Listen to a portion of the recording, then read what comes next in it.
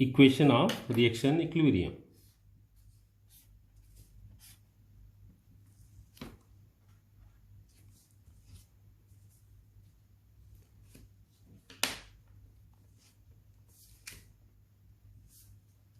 Now here we want to learn some equations that is useful to discuss the reaction equilibrium.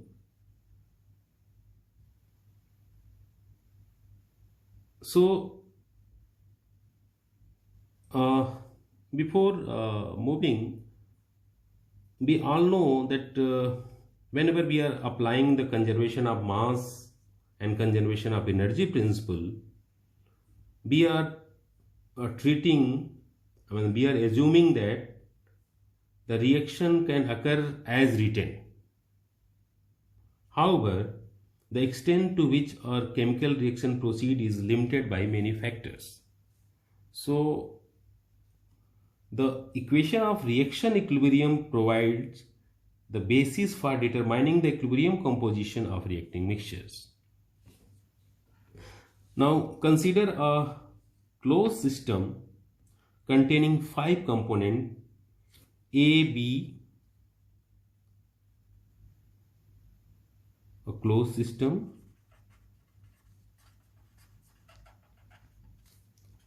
containing 5 components. So these are A, B, L, M and E. At constant temperature and pressure,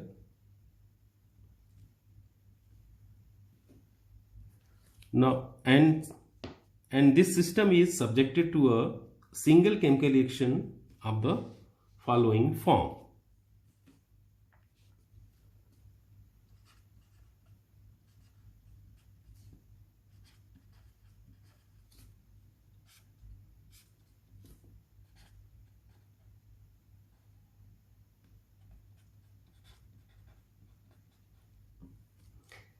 Here mu's are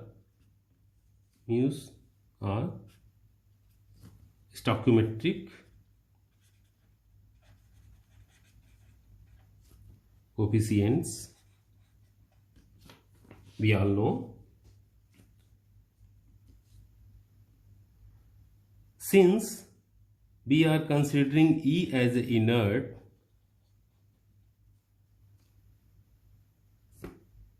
so nu E is 0. That's why it doesn't appear in this reaction. However, component E, which is inert, does influence the equilibrium composition even it is not involved in the reaction. So taking this equation as our representative equation for reaction equilibrium, we can see we can understand it like that equilibrium is nothing but it's a condition of balance. What happened actually is, at equilibrium, the tendency of A and B to form L and M is just balanced by the tendency of L and M to form A and B. I repeat, at equilibrium the tendency of A and B to form L and M is just balanced by the tendency of L and M to form A and B. Now this nu A, nu B, nu L, nu M are the respective stoichiometric coefficients, and these stoichiometric coefficient mu A, mu B, mu L, mu M do not correspond to the respective number of moles of component present. So the number of moles of component present is represented by Na, Nb, Nl, Nm and Ne. So E is a inert in this example.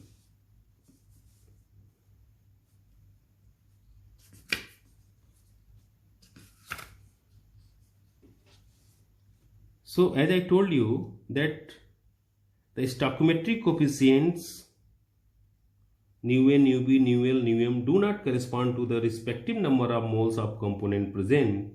However, changes in the amount of the component present, that is dN, DNA, dNb, changes in the amount of the component present do bear a definite relationship to the values of stoichiometric coefficient. That is,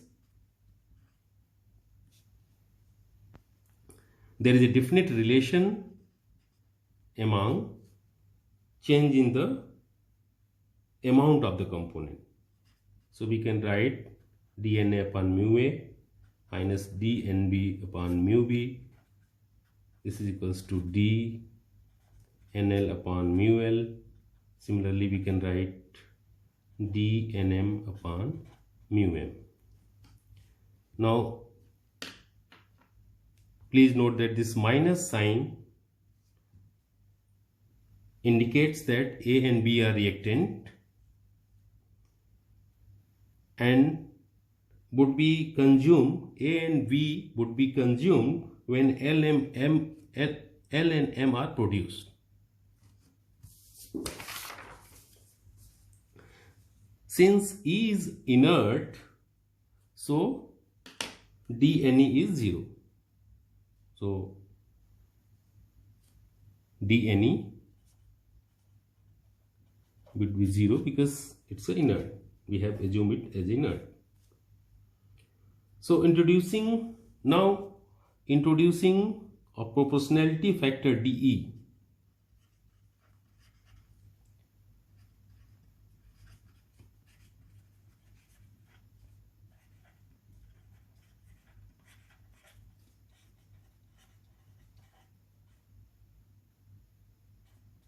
The epsilon, we can write minus dNA upon mu A equals to minus dNb upon mu B equals to this equation, earlier one, dNl upon mu L. This would be equals to dNm upon mu M. This is equals to dE. So from analogy, we can also write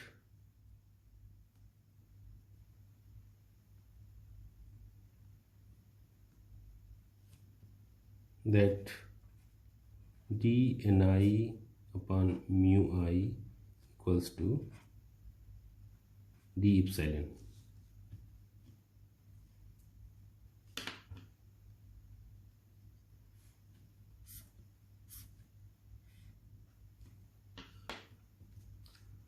So this is also a very important expression. Please remember this. dNi upon mu I, change in number of moles divided by stoichiometric coefficient equals to dE. So from this expression we can write dNa equals to minus mu A dE, dNb equals to minus mu B E. Similarly, we can write dNl equals to mu L dE, or E or epsilon, whatever you want you can say, dNm equal to mu M dE. Now here we have introduced a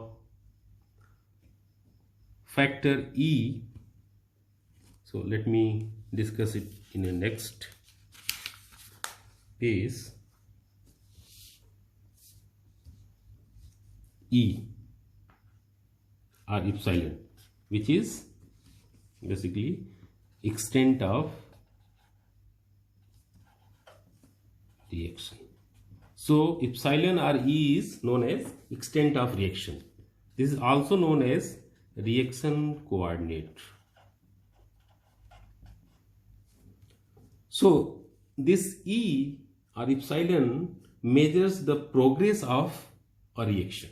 I repeat, E measures the progress of reaction or degree to which a reaction has advanced. Now, we should clearly understand about this epsilon or extent of reaction, because this is a very useful parameter. So, there is one important point to note it here is this epsilon has some advantage. That advantage is the change in extent of reaction dE is same for each component. So the dE is same for each component.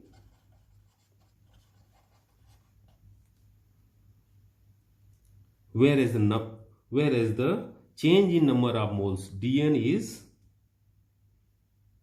different for different species.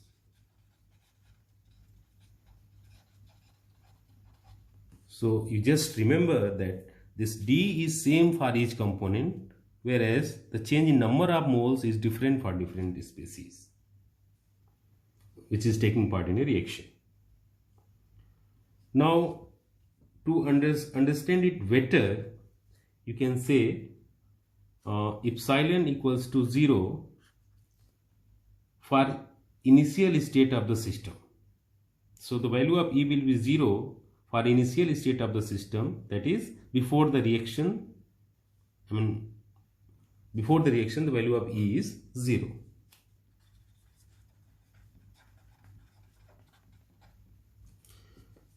To understand it better, let us have an example.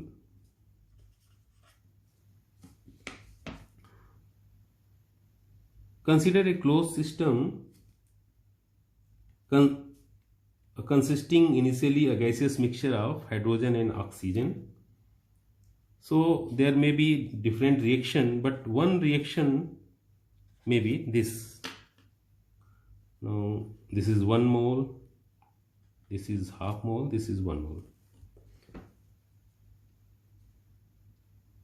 Now changes in the amount of these components during each differential step of the reaction leading to the formation of equilibrium mixture are governed by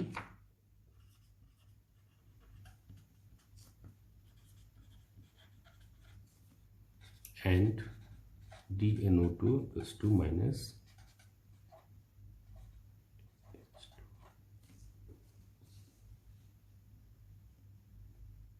okay. I hope you understand. Or you can write like minus DNH2, coefficient is 1. This will be DNO2 half equals to DNH2O. So this relation will hold and we can find out the relation among change in number of moles. So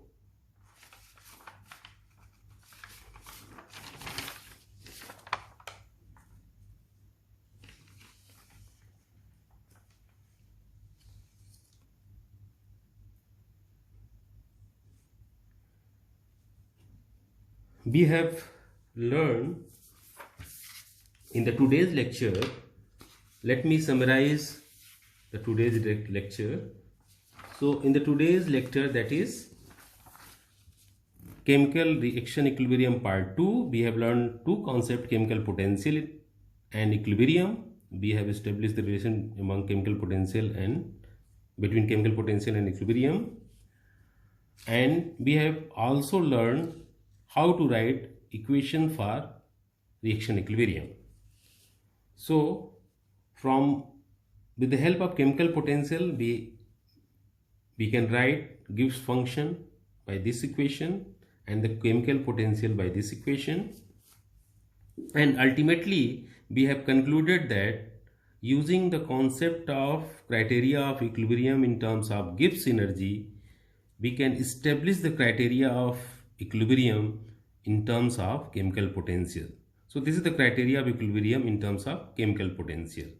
So in turn, we are connecting the chemical potential and Gibbs free energy with the chemical equilibrium.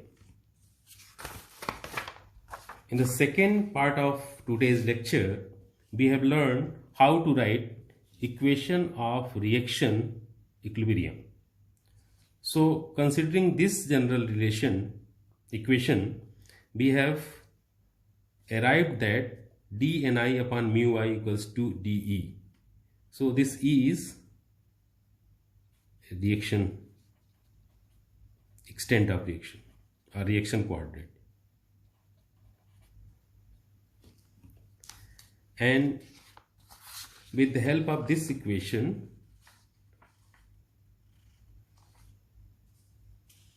we can